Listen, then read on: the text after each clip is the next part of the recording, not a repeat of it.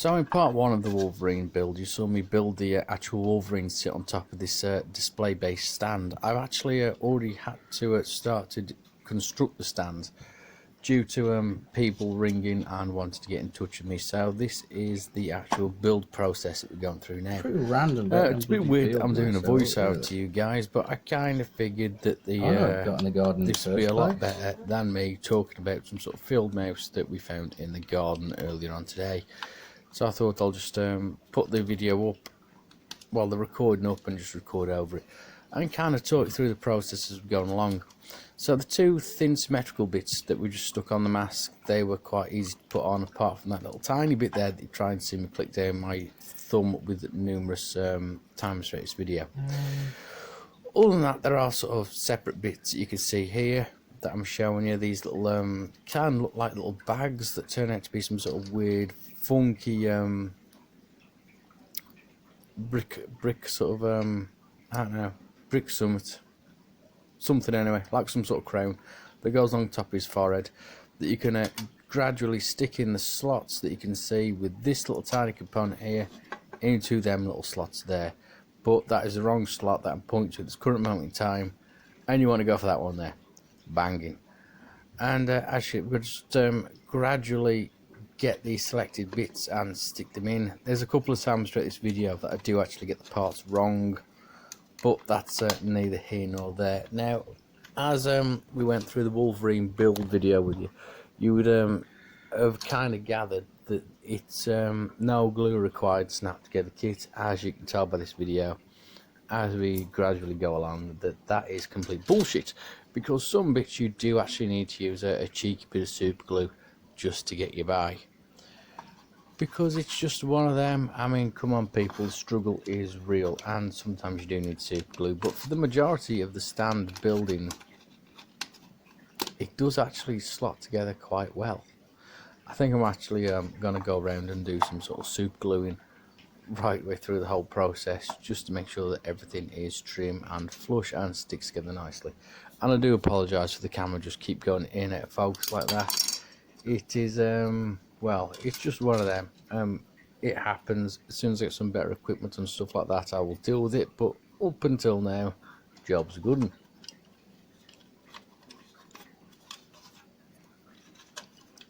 So thus far, I have actually enjoyed doing this build video. It has actually been quite a joy to do. Apart from the little mismatches and minor ball aches that you occasionally find with this type of thing, which is one's coming up right now. I don't know if this part I was trying to stick on was upside down or backwards, but the instructions aren't that clear, to tell you the truth. You don't really know, but it sort of kind of fits in, kind of doesn't, and then turns out that it don't fit, and you've got to muck around with everything and parts fall off, and you think you've got it and you actually haven't got it, and it just doesn't look or feel right, and it's kind of awkward. But it turns out I'm a twat, and that just doesn't fit like that. And I'm watching the video back now because I'm fiddling with things and things are popping off, and I'm thinking, oh shit Dave, you fucked up there kid, what is going on? Because now I'm actually watching the video back and I can see what I've done, because the part is on upside down. The bottom part should be the other way, and oh god, oh fuck me, it's painful. So anyway, you learn by your mistakes and all that jazz. So either way, so you're watching this video, and I appreciate you watching the video, and as you're doing this and I'm talking to you, you kind of notice in the conversation I approached earlier on today, me and my wife were outside earlier on, and I think we was having a cigarette, you see, and I thought, oh fucking hell, and she pointed out that there's some holes in the grass, little tiny holes, and it turns out we actually have a field mouse, random field mouse, just living in the garden, called him Mungo. Thought that was a pleasant story, so there you go. In the garden right now, as casual as life, Mungo the mouse. I wanted to call him Mr. Jingles. Right, let's have a look now. You know what I'm saying? Mr. Jingles. I'm tired, boss. But there you go. So yeah, Mungo the Mouse, job's good 'un. We've actually put a lot of seed down for him because I kind of figured, you know, bit of seed. Ain't gonna come in the house if he's got plenty of things to eat outside. So that's job's good 'un. Right, so in this video right now, I'm actually pulling off the bits of wires, them 3 little bastard bits right there, and they actually fit into. You have to remove them pins because that's very bad. They actually fit into the eye socket. Now, this is a bit where I say to you that the glue is actually required. Some of these pieces I glued on camera, and some of them I did actually glue off camera because they do not fit. I mean, I'm struggling around for the best part of about a good 3, 4, possibly longer minutes just trying to fuck around with this bullshit, and it doesn't seem to work. And I mean, that you can see you kind of got it, but you kind of haven't. And then you got this little tiny piece here which I'm trying to fuck about with, and there's a little tiny hole there, a little tiny pin in that wire that we've just stuck in his eye, and I've kept that little spokey doke right on there for a bit of grip, and I'm going to try and force that pin into that tiny little socket there, and it kind of doesn't want to go, but it does at the same time, and it's a little fuckpig. And yeah, if you want to actually rewind or skip this part of the video, I fully understand. I am not going to cause no kerfuffle. So yeah, basically that's how it's supposed to go on, minus the bobbly bit, but you try and put it in and it pops out, and it was a little nightmare. Plus, right next to it, you'll see in the next few seconds, there's like another little tiny peg that it's supposed to fit in just underneath the slot I'm trying to fuck about with, and that again is a nightmare. Oh god, it took me ages to do this bit of the video. Fuck me. If only I knew. Oh well. So yeah. Anyway, so apart from fucking around with this, life's good. I'm actually trying to consider and evaluate different ways of painting the actual model kit that's been constructed thus far, because I've actually got a couple of treats lined up. One of them in particular is, first off, I'm going to do the base coat of black, which is going to act as an undercoat, and then on the undercoat of black, I'm actually going to highlight a general sort of white coat in the base, where it's going to be where the razor light are generally highlighting the model. So when I'm doing the overall sort of painting aspect, it'll give variations of shade. I'm going to show off a bit of dry brushing plus all the sort of colour tone, colour shade aspects. But what I'm really excited about is the father-in-law that works at some sort of I'm not really going to say where he works, but he did actually bring back some silver chrome paint. He brought it back to me in a fucking beetroot jar, bless him. But it's the actual, it's chrome based metal paint, and it's used for the application on forklift trucks.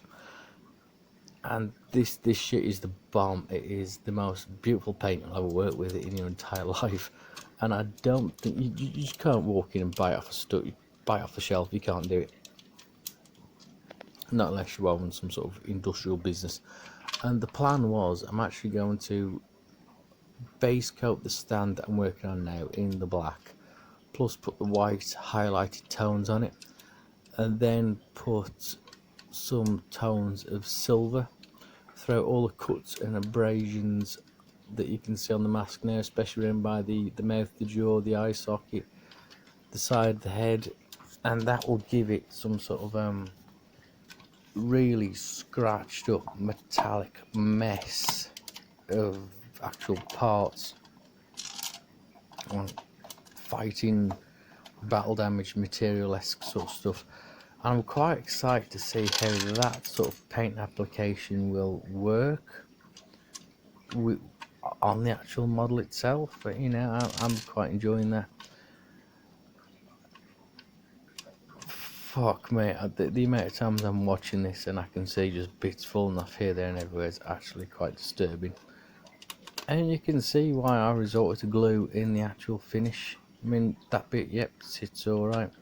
Put the other bit in, you watch it, it's gonna fucking fly right off in a minute, I fucking bet. I'm actually getting my hair off now. You can actually see the tension in my fingers where I'm losing my rag. It's gonna happen in a minute. I'm gonna resort to getting the glue. I know I am. I think this is a pivotal moment where I'm thinking, fuck it, I'll get the glue. I know it's gonna happen in a minute.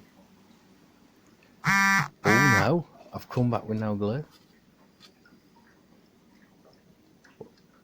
I can't tell if I'm trying to squeeze that part in or if I'm applying glue off camera.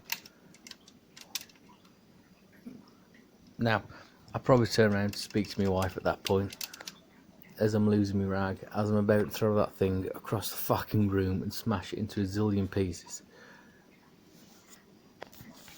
But apart from that, what else I'm excited for this build is back in the day I used to be a tattooist. There's a few people now, and a lot of my tattooing gear is still kicking around the house. So, in order to get me a bit G'd up and a bit excited about this whole aspect and the whole video itself, I dug out a load of the tattooing gear that I do have, namely ink pot holders, ink stands, pipettes, deionized water, yada yada yada, to help with the colour blending, colour process and colour mixing ratio schemes, to help, because I'm kind of trying to look at this model as it was yeah, I'm getting glue now, you can tell that's the pivotal point where I went to get glue.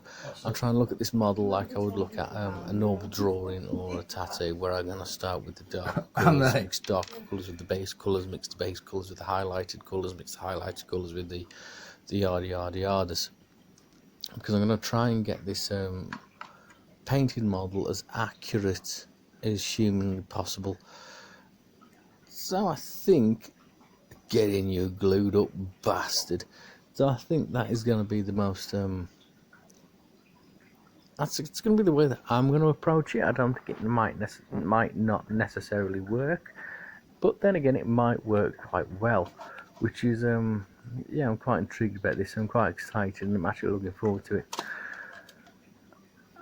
So what the plan is, after I've done this voiceover for this part of the video, because if you're subscribed and liked, you know, and follow the channel, you'll know the Wolverine video, the build your own Wolverine part 1 is already up. This is the part 2, which is me building the stand and doing the cheesy voiceover for it, and the part 3 is going to be me actually painting the Wolverine model itself, where I'm going to give it the highlight of black. There you can see Wolverine standing on the stand in all his glory. He's standing about 8 to 9 centimeters, about 8 to 9 inches tall at this moment in time. And you can see he's quite easily to come off that. I'm going to have to apply some glue on that leg. And in actual fact, I do believe I fucking did. Now you'll notice the Wolverine claws aren't added yet, and that'll be something that is added. Please like